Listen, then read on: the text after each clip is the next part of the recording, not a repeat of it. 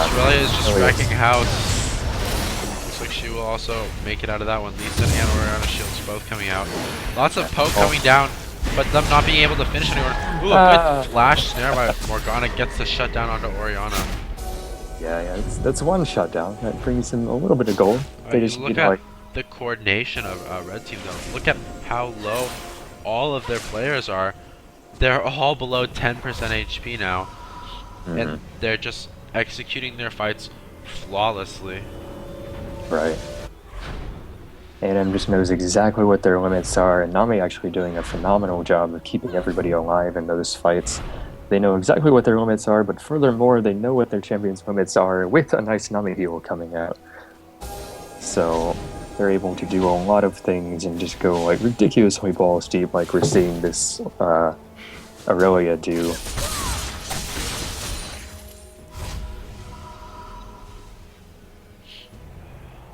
One good thing for UT's favor here is they are kind of keeping up in CS. They're not too far behind, so that's not completely hopeless, but what is hopeless is just the kills and the objectives. Being 10,000 gold behind is really difficult. 11,000 actually, I should say. And double ward coming out as well. Yeah. It does look like it's just a matter of time until A&M chooses to close this game out. They just want to see if they can get a fight where they aren't forced to dive for it. I don't think they're actually afraid to dive, they're just sort of getting the waves in position to do so. Top wave is slow pushing, I believe. Yeah, there's one more caster there, so I think that wave will slow roll in their favor. No, the cannon dies way too early. It's not gonna... I don't think it's gonna push in their favor. Well, it's at least not impendingly on their turret. Yeah. Lucian does have the wave up in this bottom lane as well, and actually they're going to go 3-man this Baron. Morgana caught out by Aurelia here, throws down the exhaust, that's not going to be nearly enough. Will go down to one last Aurelia ultimate. Lucian gonna 1v2 down here in this bottom lane. There's the ultimate. He might actually be able to take this, honestly. There's the exhaust and the teleport coming out. The ultimate from Caitlyn will be enough to pick up Lucian, but Jace going down to Oriana in the mid lane. Aurelia has TP to the bot lane as well. Will chase down Xerath. 1 for 3 so far, and it's just a matter of what will A&M take off this. Will it be an inhibitor turret, an inhibitor, the game? We'll see, but they do have the mini wave coming up in a few seconds in the bottom lane here. Aurelia doesn't even care, she's gonna go in now.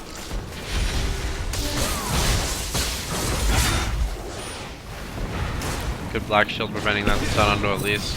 She could have been in a lot of trouble. This Aurelia absolutely massive right now. Yeah, that Oriana chunk as well, dealing half of Caitlyn's health with just an EQ combo. Or whatever Oriana's combo is, I don't play her, but... That's a QW. QW, I see. He is her shield. Well, either way, they're going to choose to, instead of diving those turrets and tanking a tower, they're just going to go take Dragon instead. That's pretty free. Baron has also respawned here, so that will probably be the next thing on A&M's plate, unless they see an opportunity for an inhibitor. Hopefully, UT will take this opportunity to get some wards down. I don't know if they'd be able to do anything about it, even if they do get vision, but they can try.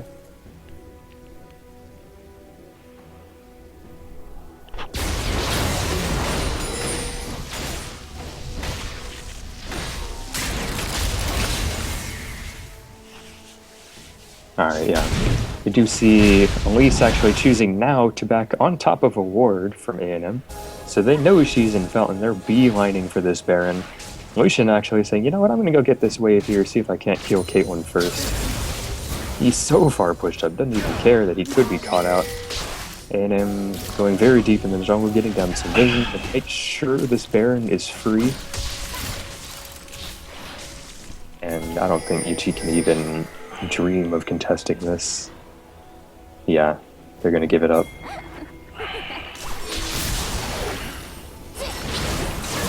Yep. There it goes. The gold lead is just so immense right now. It's 14k.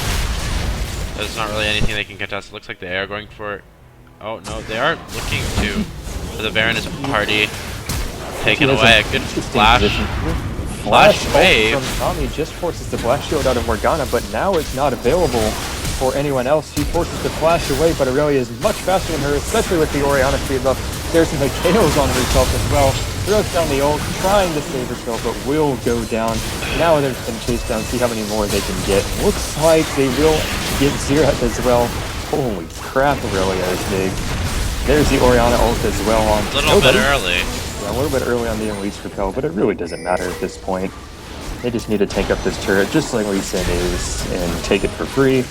There's the minion wave as well, just in time. Oh, Lee Sin's still tanking it. Yeah, he didn't get out, but it doesn't matter. He's not really in much danger though. Yeah, it's only... Maybe a well-placed Zerathal, but it's very unlikely. They just have so much damage that Aurelia stunned Caitlyn for this full 2 seconds. She just went down incredibly fast.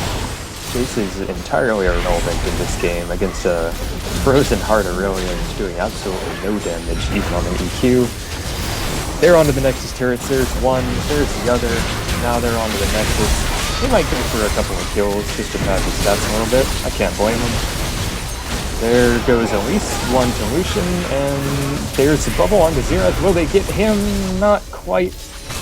And they will get Jace, so he is inexplicably... His Aurelia stun's just doing a massive amount of...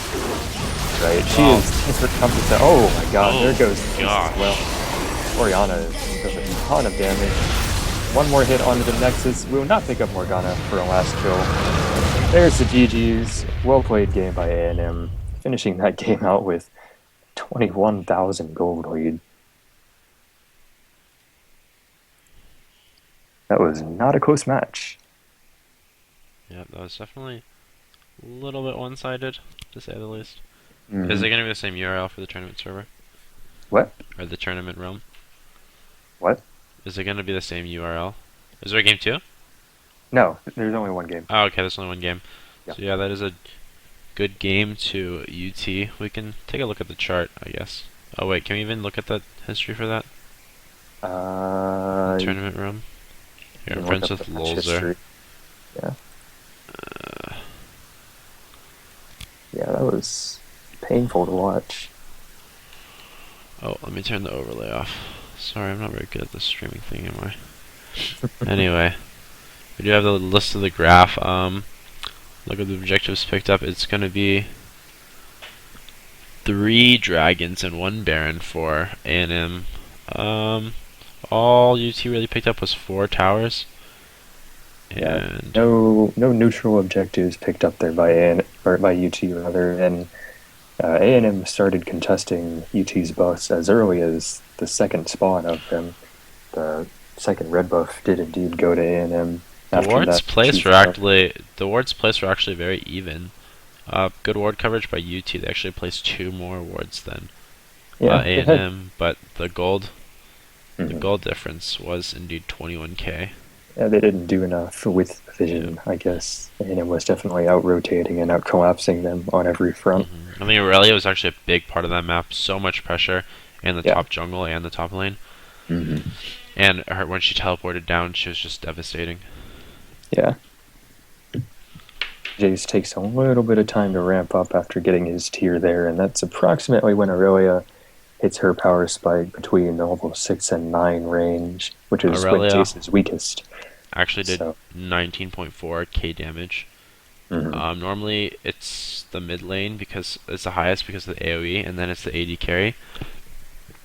But yeah, because of skirmishes bot lane and because Teamfight just dishing out a lot of damage, but Aurelia did really only do 2k less than the AD carry and the mid laner, actually being a really large part of the game. She was extremely scary. Yep. Xerath did third highest damage in the game. Close, only like a can at 1.5k behind Lucian and Orianna. Lucian and Orianna actually did the same amount of damage. Jay's actually getting a lot of damage, same as Caitlyn, probably because of his shock blast and his large amount of poke. But Yep. Alright, well, as a quick recap as to the standings in IvyLoL, this is qualifier weekend number 1. The top 5 teams from this will make it into the larger IvyLoL tournament. which is sort of like a round-robin LCS style. It's about 8 or 9 weeks long. This brings A&M's record in the qualifier to 4-0 and UT's to 3-1. The top 5 teams will. There are 6 games total this weekend, and the top 5 teams will probably all be 6-0 and 5-1. So both teams definitely still in the hunt to make it. And even if one or both teams don't make it this weekend, there's a second qualifier weekend next weekend where you may enter again to try to attempt to make it into the larger IvyLoL tournament. So 2 more games today. I'm not sure if they're going to be streamed, but keep rooting for UT and or A&M, hopefully UT. Well, I don't know about that after that match. Yeah, We might be slightly demoralized. There's not actually going to be a second game. So that is a good game to A&M. Yeah, there's no second game between these 2 teams specifically, but these 2 teams do have 2 more games against different opponents today. Anyway, thanks for watching, guys. I'm not gonna be able to stream the next one, but maybe later tonight I can stream a different. Actually, there are playoff games tonight, so we shall see. All right. Thanks. All right. For watching. Thanks for watching, y'all. Thanks for listening.